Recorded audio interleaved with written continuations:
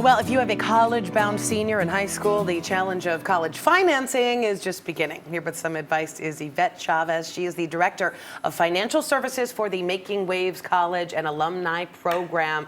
Yvette, it's a long name for a task that a lot of us run into, and it's a matter of dollars and cents. Yeah. What does your organization do? Yes, well, I'm so happy. Thank you for having me here today. I'm really passionate about the subject of financial literacy, and one of the great things is that our organization is celebrating 30 years in our community this year, so Making Waves. And one of the programs of our organization is the College and Alumni Program. And in the College and Alumni Program, we strive to address three things that are affecting college students, regardless of socioeconomic background, which is timely graduation, student loan debt, and career readiness.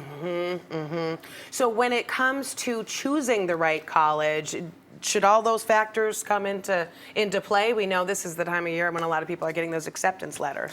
Yes, I mean, choosing an institution where you want to go to college, right, is very important. And I always stress that there's two things that you really want to consider when making the college decision.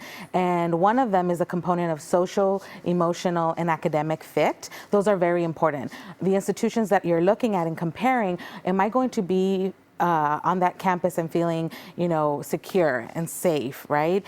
Does the campus have my major that I'm intending to pursue? And then the last component is the financial fit. That is a crucial component of making the college decision. One of the great things that CAP does is we meet with our students and our families, and we sit down and really decipher the finances of their college choices to really get down to the nitty-gritty of what is free money, what is loans, and really educate them about that, the free money and the loans. Right, because there's so much terminology, the grants, the scholarships, and then there's federal loans and all of this. I mean, what's your advice on those sorts of things? I mean, through our financial literacy programming, one of the components and one of the workshops that we actually host every year for our students and our families is not only Financial Aid 101 and understanding the terminology. What is a FAFSA, right? The free application of federal student financial aid. What is that, right? What is an EFC? The expected family contribution.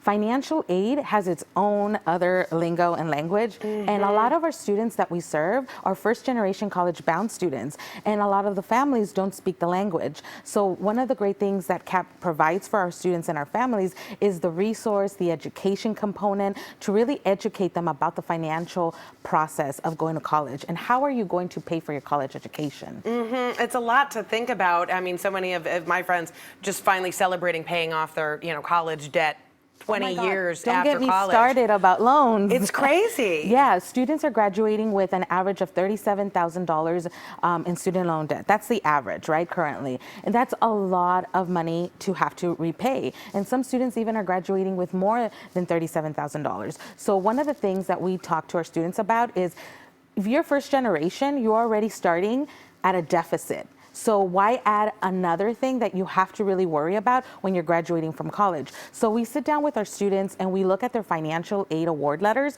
and we compare which school will give you the most bang for your buck, right?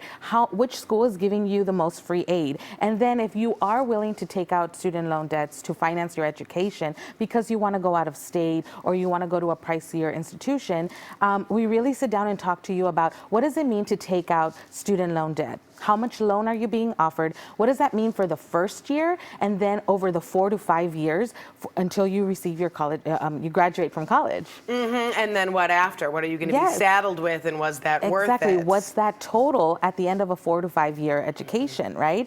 And then we go through the different payment plans and options, right? And what happens if you graduate from college and you don't have a job? What do you do then, right? We are big on planning. We support our students by sitting down with them and creating educational plans while they're in college, annual plans, and then the big one is the financial plan. Every year they sit down with a financial services coordinator and they really draft out what their cost of college is going to be that year. So they know how much money they're going to need to pay for all of their educational expenses. And of course, it's not just the students that are putting forth the money, it's their parents as well. Exactly. And we want to educate the parents and let them know if you are taking a parent loan, what does that mean, right? And what's the interest rate? A lot of families don't know, and so we sit down and we educate them about that. Right. I think there's perhaps a misconception that any loan that's specifically for college would be very low interest and it would be a good deal, but that's not necessarily the case. Yeah, I mean, there's, you have your loans through the federal government, you have your parent loans that